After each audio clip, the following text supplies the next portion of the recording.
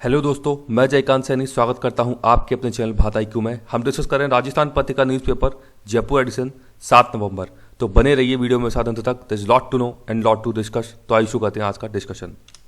तो आज का डिस्कशन बहुत ही शानदार रहने वाला है। ये एक्चुअली एक कमेंट है आया था मेरे पास व्यूअर का, तो वहाँ पे उन्होंने पूछा था, कुछ उनको कन्फ्यूजन है क्वाड्रिलेटरल सिक्योरिटी डायलॉग और क्वाड को लेकर के। तो सबसे पहली बात मैं आपको बता दूं, जब भी आप कोई नाम देखते हो क्वाड, इसको शॉर्ट लिखा जाता है, क्वाड बोला जाता है, तो यहाँ पे इसको क्वाड्रिलेटरल सिक्योरिटी डायलॉग के नाम से भी जाना जाता है। ये एक सिक्योरिटी डायलॉग है, यहाँ पे बात होती है, बैठ करके बातचीतें होती हैं कि किस प्रकार से अपनी सुरक्षा को बेहतर किया जा सकता है। तो उसके लिए ये एक प्लेटफॉर्म है क्वाड्रिलेटरल, इसको क्वाड शॉर्ट में बोलेंगे हम अभी। तो आप समझ जाइएगा, मतलब इसमें कोई अलग अंतर नहीं है, इसमें ये सेम ही चीज़ है। तो सबसे पहली इंपॉर्टेंट चीज़ है कि ये एक इनफॉर्मल स्ट्रेटेजिक डायलॉग है। ये फॉर्मल नहीं है, यानी कि ये अनौपचारिक है, औपचारिक नहीं है।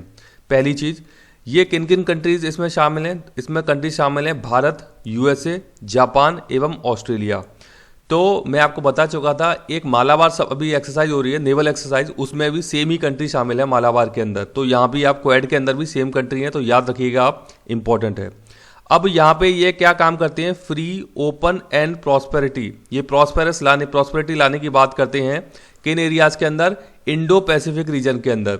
तो इंडो पैसिफिक क्षेत्र जो है, तो इंडिया वाला हिंद महासागर जो आ जाता है, इसके अलावा USA, ऑस्ट्रेलिया वाला जो पार्ट है वो पैसिफिक ओशन है। तो इन एरियाज के लेकर के ये चारों कंट्रीज बैठ करके काम करते हैं।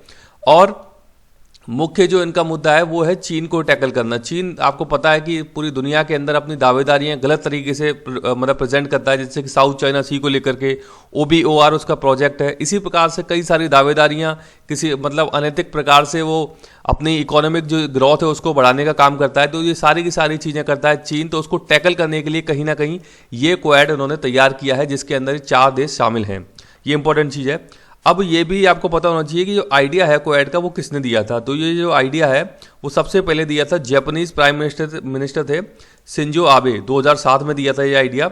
अभी मेरे को कमेंट बॉक्स में बताइए कि वर्तमान में जापान के प्राइम मिनिस्टर का नाम क्या है, राइट। तो ये इंपॉर्टेंट चीज़ है, इसके बारे में आपको जानना जरूरी है क्वाड के बारे में। तो यहाँ से मैंने लिया है ये चीज़ें। अभी आप देख लीजिए, ये है USA का जो मैप के थ्रू बताया गया है, ये आपको याद रहेगा। यहाँ पे USA शामिल है इसमें, ये है ऑस्ट्रेलिया, ये चाइना वाला एक्चुअली पार्ट है, ये इसमें शामिल नहीं है। इसको टैकल करने के लिए क्वाड बनाया गया है। तो ये वाला पार्ट है जापान का, ये है इंडिया का। ये 4 देश हैं, इससे कन्फ्यूजन नहीं होना है। ये अलास्का वाला पार्ट है, USA का ही पार्ट है। ये 4 देश है इसमें। ये इस प्रकार से इसमें काम करते हैं। ये क्वाड बन जाता है। ये आप समझते हैं ना, क्वाड, इस प्रकार से ये क्वाड बन जाता है एक प्रकार से ये।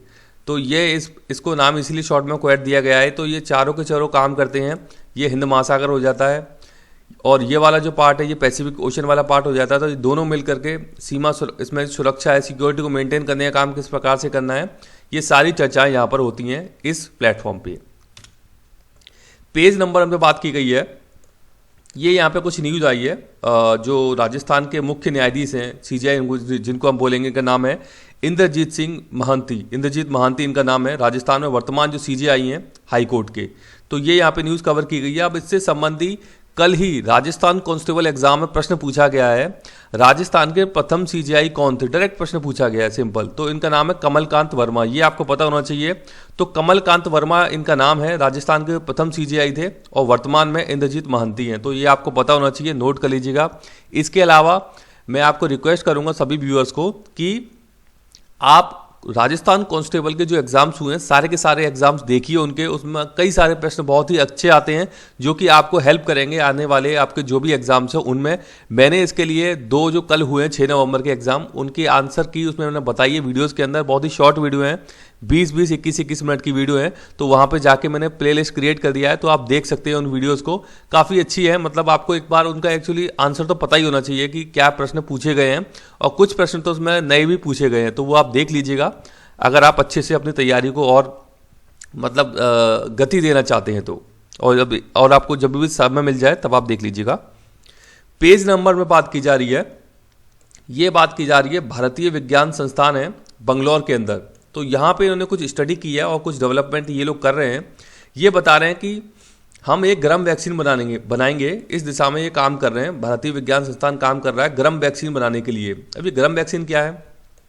ये कहना चाह रहे हैं कि भारत में मई जून ये जो समय होता है, इस समय पर मतलब बहुत ज़्यादा गर्मी देखी जाती है, और जो वैक्सीन अभी तक जितनी बनाई जाती हैं वो उनको कोल्ड टेम्परेचर चाहिए होता है, यानी ठंडा टेम्परेचर चाहिए होता है रखने के लिए, स्टोरेज करने के लिए।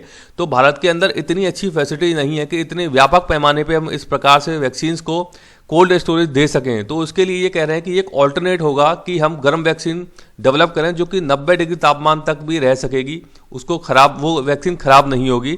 तो ये बताने का, ये काम करने का इनका प्रयास किया जा रहा है भारतीय विज्ञान संस्थान का। यहाँ पे एक और बात है, मानव शरीर का तापमान आपको पता होना चाहिए कितना होता है, तो 37 डिग्री सेल्सियस होता है। कई बार प्रश्न पूछा गया, रिपीटेडली पूछा गया एग्जाम्स के अंदर। तो हमारी बॉडी का जो तापमान होता है वो होता है 37 डिग्री सेल्सियस। इंपॉर्टेंट फैक्ट है, डायरेक्ट पूछा जाता है ये। पेज नंबर पे बात की जा रही है। ये न्यूज़ मैं आपको पहले भी यहाँ पे कवर कराई थी पहले, कि अभी एक नया कमीशन बनाने की बात चल रही है। तो वो जो कमीशन है बना दिया गया है पॉल्यूशन को लेकर के, इसका हेडक्वार्टर दिल्ली के अंदर बनाया गया है। तो नियंत्रण के लिए आयोग गठित हो गया है। इसके जो अध्यक्ष हैं वो नियुक्त किए गए हैं MM कुट्टी साहब। तो ये इसके चेयरपर्सन बना दिए गए हैं, नाम याद रखिएगा। ये दिल्ली के पहले जो पूर्व मतलब मुख्य सचिव रह चुके हैं, ये फॉर्मर दिल्ली चीफ सेक्रेटरी, यानी कि दिल्ली के मुख्य सचिव रह चुके हैं, जिनका नाम है MM कुट्टी। इसका अध्यक्ष बना दिया गया है। तो इसका नाम है commission for air quality management, ये याद रखिएगा इसका नाम, commission for air quality management इसका नाम है जो कमीशन बनाया गया है। ये NCR, यानी कि NCR का नाम है national capital region and adjoining areas through ordinance. ये जो कमीशन बनाया गया है ये एक अध्यादेश यानी कि ऑर्डिनेंस ला करके बनाया गया है। मेरे को बताइए कि राष्ट्रपति जो अध्यादेश लाते हैं वो किस अनुच्छेद के तहत लाते हैं, राइट। तो अध्यादेश ला करके ये कमीशन को बना दिया गया है। इसका हेडक्वार्टर NCR मतलब दिल्ली में रहेगा, और NCR वाले क्षेत्र जो हैं उनको ये कवर करेगा, मतलब उनके लिए गाइडलाइन देगा, उनके लिए काम करेगा ये। तो इसने अभी क्या किया है, ये जो कमीशन आया है इसकी वजह से एक बॉडी थी environment pollution prevention and control authority. तो ये जो अथॉरिटी थी इसका नाम आप याद रखिएगा। ये कब बनाई गई थी, कमेंट बॉक्स में कमेंट करके बताइए। अब इसका अस्तित्व खत्म हो जाएगा, मतलब ये कह रहे हैं कि रिप्लेस कर देगा ये कमीशन इस बॉडी को, environment pollution prevention and control authority. तो इसका कमेंट बॉक्स में बताइए कब बनाया गया था इसको, क्योंकि अभी ये बॉडी खत्म हो जाएगी इसके बाद से। अब ये काम क्या करेगा, ये ऐसा काम करेगा कि एयर क्वालिटी को जो इम्प्रूव करने का काम करेगा ये जो कमीशन है, ये गाइडलाइंस भी देगा। तो एयर क्वालिटी को इम्प्रूव करने का काम करेगा। कहाँ पे करेगा, देखिए आप याद रखिएगा, दिल्ली, पंजाब, हरियाणा, राजस्थान, यूपी, मतलब कितने राज्य हो गए, 1 2 3 4 5 राज्यों के लिए काम करने का मतलब काम करेगा ये जो बॉडी है, ये जो कमीशन है। आपको पता है NCR क्षेत्र में ये पांचों राज्य के कुछ कुछ एरियाज आते हैं, तो इसीलिए ये 5 राज्य यहाँ पे लिए गए हैं। तो आप वहाँ से आइडिया लगा लीजिएगा कि NCR के लिए ही बनाया मोस्टली ये जो कमीशन है। तो इसके अंदर 5 राज्य इसमें लिए गए हैं। तो इंपॉर्टेंट है ये, क्योंकि पॉल्यूशन से संबंधित काफ़ी चर्चाएं हो रही हैं आजकल। कोविड-19 को भी मतलब एक तरीके से रिस्क पे देखा जा रहा है, जहाँ पे पॉल्यूशन ज़्यादा है तो वो ज़्यादा प्रभावित कर सकता है उनको। प्लस वैसे भी एनवायरनमेंट को लेकर के कई सारी चर्चाएं चल रही हैं विश्व भर के अंदर कि किस प्रकार से इसको बचाना है। तो अभी दीपावली के अवसर पर कुछ पेनल्टीज भी लगाई हैं, कुछ फाइन भी लगाए हैं कि आप यदि कोई जो पटाखे हैं वो सेल करता है या कुछ चलाता है तो सभी के लिए काफ़ी सारी बंदिशें भी लगाई गई हैं NCR क्षेत्र में। तो इस सारी की सारी चर्चाएं चल रही हैं। प्लस राजस्थान गवर्नमेंट ने भी कुछ पाबंदियां लगाई हैं कि आप पटाखा नहीं बेचोगे और पटाखा नहीं चलाओगे, इसको लेकर के, तो वो भी आप देख लीजिएगा। पेज नंबर में बात की जा रही है SCO। सबसे पहले आप ये बताइए कमेंट बॉक्स में कि SCO इसका नाम है शंघाई कोऑपरेशन ऑर्गेनाइजेशन। इसका गठन किस वर्ष किया गया था? तो इसका 20वां सम्मेलन होने वाला है 2020 में। ये वर्चुअल सम्मेलन होगा, ये यहाँ पे न्यूज़ कवर की गई है। तो मोदी इसको, जो PM मोदी जी हैं, इसको अटेंड करेंगे। SCO का जो 20वां सम्मेलन है 2020 में वर्चुअल जो होगा। तो इसको मैं देख लेते हैं कौन कौन से देश शामिल हैं। याद रखिएगा आप, ये मैप के थ्रू आपको चीज़ें याद रहेंगी। तो सबसे पहला इसमें रशिया है, उसके बाद है कजाकिस्तान। ये एरिया पे याद रखिएगा, ये जो पूरा का पूरा एरिया है ये, इसको बोलते हैं सेंट्रल एशिया एरिया। तो ये मध्य एशिया क्षेत्र है, वहाँ से कौन कौन से देश हैं देख लीजिए आप, Kazakhstan, Uzbekistan, Kyrgyzstan, Tajikistan. Central Asia 5 देश हैं मुख्यतः, उसमें से 4 देश इसमें शामिल हैं। रशिया इसमें शामिल है, चाइना इसमें शामिल है, इंडिया और पाकिस्तान इसमें शामिल है। टोटल 8 देश हैं यहाँ पर, टोटल 8 देश हैं जिनको कि SCO के अंदर शामिल किया गया है। देख सकते हैं आप, ये साउथ एशिया से जो कंट्री ली गई हैं, 2 ली गई हैं यहाँ पे, पाकिस्तान, इंडिया। ये यहाँ से ली गई हैं सेंट्रल एशिया से, और ये ईस्ट एशिया वाली कंट्रीज़ में ली गई हैं। चाइना जो है तो यहाँ से लिया गया है। एक है रशिया, सबसे बड़ा जो देश है एरिया वाइज। तो यहाँ से लिया गया है रशिया को। तो 8 देश आप याद रखिएगा मैप के थ्रू, तो लोकेशन भी आपको याद रहेंगी, इंपॉर्टेंट है। और मैंने आपसे जो प्रश्न जो आपसे पूछा है मैंने कि इसका गठन कब हुआ था एससीओ का, उसका जवाब जरूर दीजिएगा। पेज नंबर 2 पे बात की जा रही है नई खनन नीति को लेकर के सुझाव लेने की तैयारी जनता से, ये यहाँ पे न्यूज़ कवर की गई है। तो आपको पता होना चाहिए कि वर्तमान में राजस्थान में जो खनन नीति चल रही है वो कौन सी चल रही है। तो राजस्थान में वर्तमान में खनन नीति 2015 मतलब अभी चल रही है मौजूदा समय में। आपको पता होना चाहिए इसके बारे में कि कौन सी खनन नीति है। तो 2015 खनन नीति वर्तमान में चल रही है। तो जब भी कुछ आगे अपडेट आएगा तो हम इसे कवर कर लेंगे। पेज नंबर 3 पे बात की जा रही है, ये न्यूज़ पहले मैं आपको 2-3 बार कवर करा चुका हूँ, बेनू एस्ट्रॉइड को लेकर के। तो सबसे पहला प्रश्न, बेनू एस्ट्रॉइड किन ग्रहों के बीच में है, ये मेरे को आप बताइए। तो इसका नमूना लेने के लिए एक स्पेसक्राफ्ट भेजा था, इसका नाम था ओसिरिस रेक्स। तो ओसिरिस रेक्स जो है स्पेसक्राफ्ट भेजा था इसका नमूने लेने के लिए, उसने नमूने ले लिए हैं। अब वो वापस पृथ्वी पर आएगा 2023 में, ये भी मैं कवर करा चुका हूँ आपको।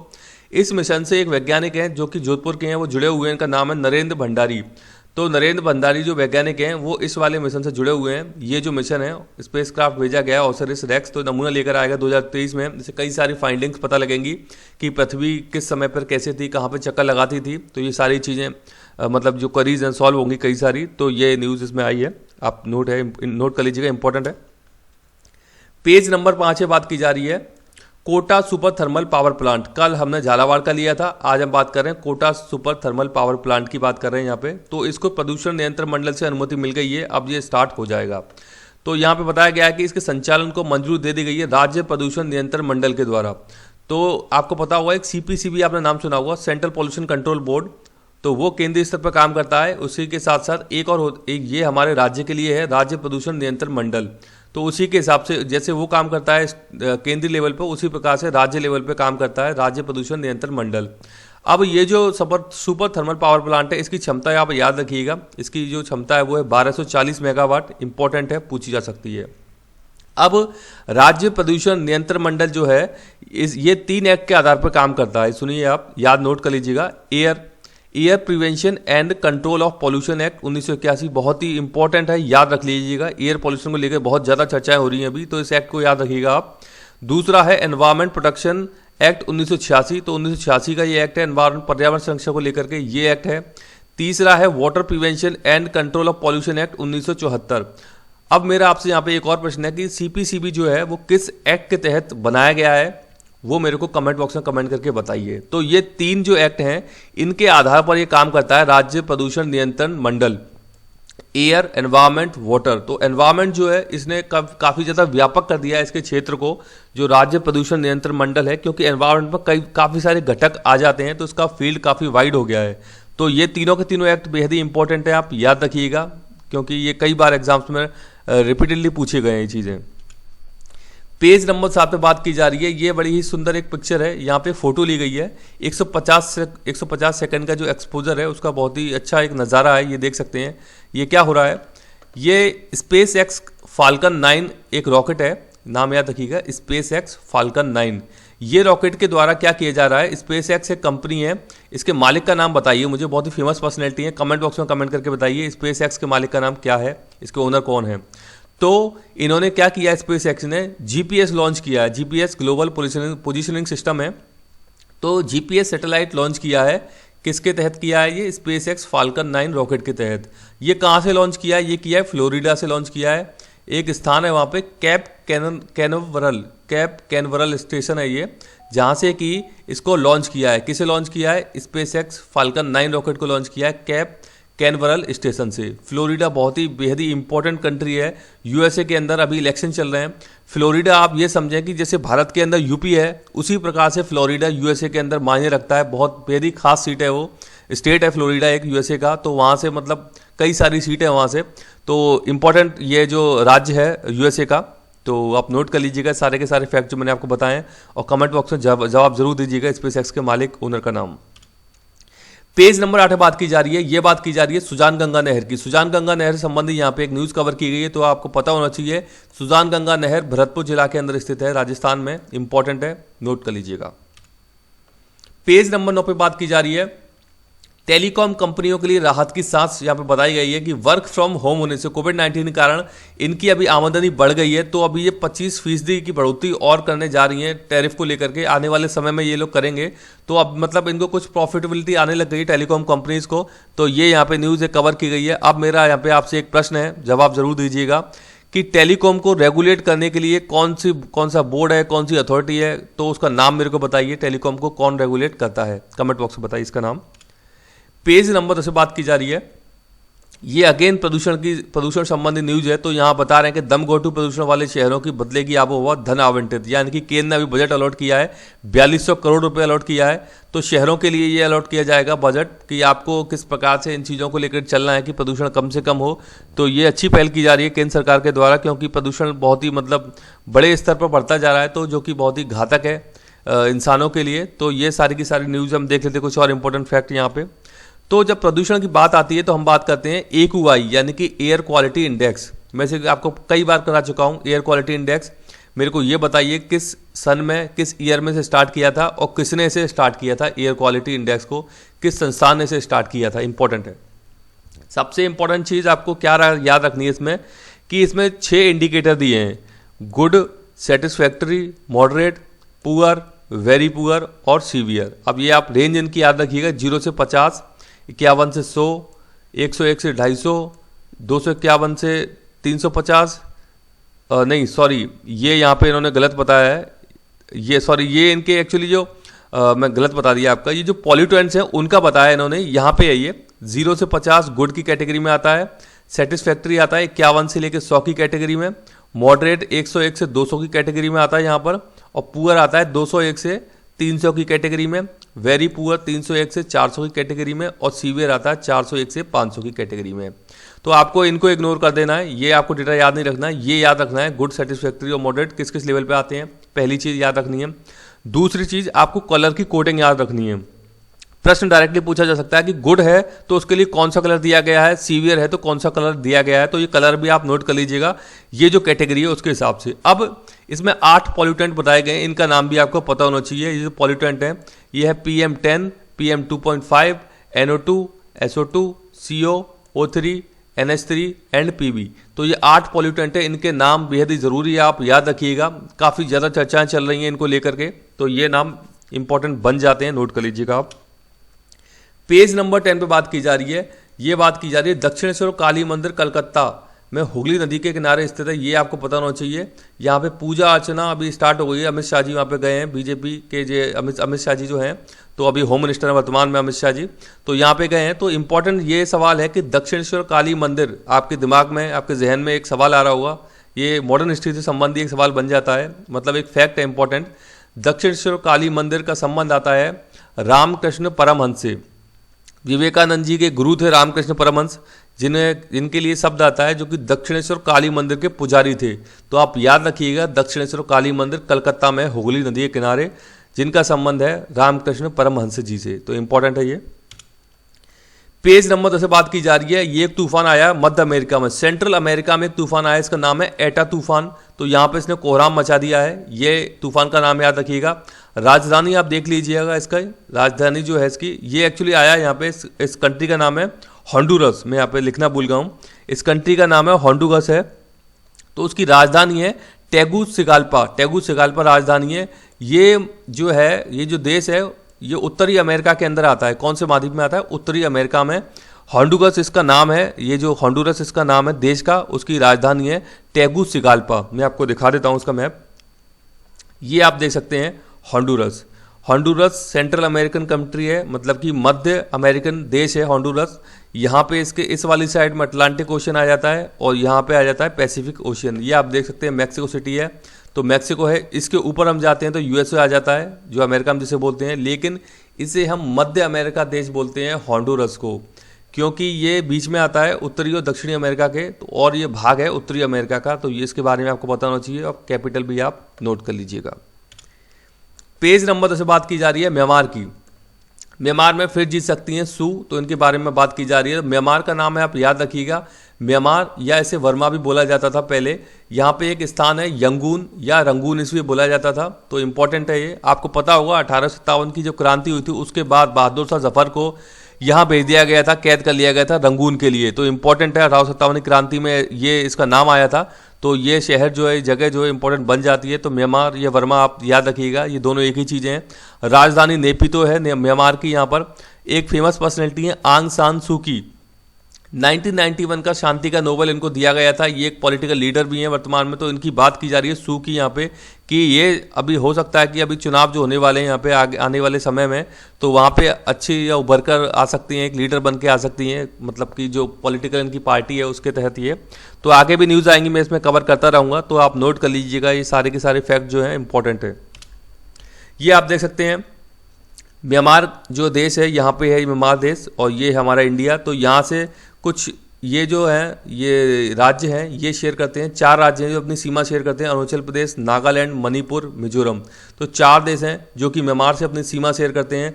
अब मेरे आपसे एक प्रश्न है, जैसे कि पाकिस्तान बॉर्डर पर BSF हमारी फोर्स लगी रहती है, उसी प्रकार से कौन सी फोर्स जो है वो म्यांमार वाले बॉर्डर पर सिक्योरिटी का काम करती है? भारत की कौन सी फोर्स है, उस फोर्स का नाम बताइए जो कि इन एरियाज में सिक्योरिटी का काम करती है बॉर्डर पे, जो म्यांमार से एरियाज लग रहे हैं। तो यहाँ पे बे ऑफ बंगाल आ जाता है, यानी बंगाली खाड़ी आ जाती है इस वाले एरिया में। तो इम्पोर्टेंट है, तो इसकी कैपिटल और आप ये लोकेशन थोड़ी सी याद रखिएगा, पूछा जा सकता है एग्जाम के अंदर। अब हमारा ये सेक्शन है हिंदी का, जो मैंने कल से ही स्टार्ट किया है। तो जो भी व्यक्ति इसमें इंटरेस्टेड है वो बने रहें इस वीडियो में आगे तक। तो यहाँ पे हम देख लेते हैं कुछ इंपॉर्टेंट, मैंने यहाँ पे लोकोक्ति लिए हैं, मैं सारे नहीं लेता हूँ, जो इंपॉर्टेंट है एग्जाम के लिए वही मैं लेता हूँ यहाँ पे। तो देखते हैं, पहला है अरहर की टट्टी और गुजराती ताला। ये पहली लोकोक्ति है। इसका मतलब क्या है? अनमेल प्रबंध व्यवस्था। जैसे कि सपोज कि कोई व्यक्ति है, वो मतलब हाई फाई कार लेके आ गया और उसके पास रहने को मतलब कोई स्थान ही नहीं है, उसको रखने को उसके पास रखने के लिए प्रॉपर स्थान नहीं है, और इस प्रकार की चीज़ों को लेके आ जाता है, तो ये प्रबंध व्यवस्था अनमेल हो जाती है इससे, मतलब कि मेल नहीं खा रहा है उनका। तो इसका मतलब जो है ये आपको देखने को मिलेगा, अनमेल प्रबंध व्यवस्था। दूसरा है आधा तीतर आधा बटेर। ये है अनमेल योग, यानी कि चीज़ों का योग सही प्रकार से नहीं होना, यानी कि वो मैच नहीं खाती हैं आपस में। तो आप याद रखिएगा, अनमेल योग होता है इसमें, अपोजिट होती हैं चीज़ें, इसलिए बोलते हैं इसको अनमेल योग। तो आधा तीतर है वो, आधा बटेर है, ना तो पूरा ही तीतर है ना ही पूरा बटेर है वो। तो ये चीज़ें यहाँ पे। तीसरा था आए थे हरि भजन को ओटन लगे कपास। बहुत ही फेमस है, कई बार पूछी भी गई एग्जाम्स के अंदर। इसका अर्थ है बड़ा लक्ष्य निर्धारित कर छोटे कार्य में लग जाना। अर्थात इसका मतलब ये है कि आप गए तो थे RAS की एग्जाम की तैयारी करने के लिए, और आप पता नहीं किस लालच में आ गए, किस उसमें फंस गए, और आप कोई प्राइवेट नौकरी करने लग गए वहाँ पे, और RAS की तैयारी भूल करके आप बस उस नौकरी में ही रम के रह गए। तो आपका लक्ष्य तो बड़ा था, लेकिन आप पता नहीं कहाँ भटक गए और किसी दूसरे ही कार्य में लग गए आप। तीसरा है यहाँ पे, चौथा यहाँ पे, इन तिलों में तेल नहीं। तो ये बात की जा रही है, ये भी पूछा गया एग्जाम में। इसका मतलब ये किसी भी लाभ की संभावना ना होना, मतलब कि कोई प्रॉफिट की संभावना ही नहीं है, कोई पॉसिबिलिटी नहीं है। इन तिलों में तेल नहीं, मतलब कि कोई प्रॉफिट की संभावना नहीं है। पांचवा है आदि छोड़ एक को ध्यावे, आदि मिले ना सारी पावे। बड़ा ही अच्छा लोकोक्ति है ये, काफ़ी लंबी भी है थोड़ी सी। तो यहाँ पे इसका अर्थ है लोभ में सहज रूप से उपलब्ध वस्तु को भी त्यागना पड़ सकता है। समझ रहे हैं इसकी बात, कि लोभ में सहज रूप से उपलब्ध वस्तु को भी त्यागना पड़ सकता है। मतलब कि कोई वस्तु आपको मिल चुकी है आसानी से, लेकिन आप किसी और चीज़ की प्राप्ति के लिए वो वस्तु आपने छोड़ दी है, और ना तो वो आपको मिल रही है और ना आपके पास ये जो आपके पास थी वही आपके पास रही है। मैं आपको एग्जांपल दूंगा छोटा सा, लेकिन आप इसे रियल लाइफ में मत लीजिएगा, क्योंकि ये लोकोक्ति के हिसाब से है। जैसे कि आपके पास एक क्लर्क की नौकरी थी, और आपने क्या किया, आप चले गए IAS की तैयारी करने के लिए, और आपने बोला कि नहीं मैं तो IAS की तैयारी करूंगा और मैं ये नौकरी से रिज़ाइन करता हूं। तो अब होता क्या है कि आप IAS की तैयारी में 1 साल 2 साल 3 साल लगा देते हैं, पूरा समय खपा देते हैं, लेकिन ना तो आपको IAS की नौकरी मिलती है, और जो आपके पास थी नौकरी क्लर्क की वो भी आपकी चली गई। आप ये समझिए, लेकिन इस एग्जाम्पल को अदरवाइज मत लीजिएगा, ये मैंने केवल इस लोकोक्ति के अनुसार ही दिया है, तो आपको इससे याद रहेगा ये। तो आई होप कि आपको ये चीज़ें अच्छी लगी होंगी जो मैंने अपने एड ऑन किया है, और वीडियो आपको अच्छा लगा होगा। वीडियो यदि अच्छा लगा है तो ज़्यादा से लाइक करें, शेयर करें, सब्सक्राइब करें, ताकि और भी लोग इस प्रकार की वीडियोस का फायदा उठा सकें। और आप मुझे कुछ सुझाव भेजना चाहते हैं तो कमेंट बॉक्स में या मुझे ईमेल भी कर सकते हैं। इसी के साथ धन्यवाद।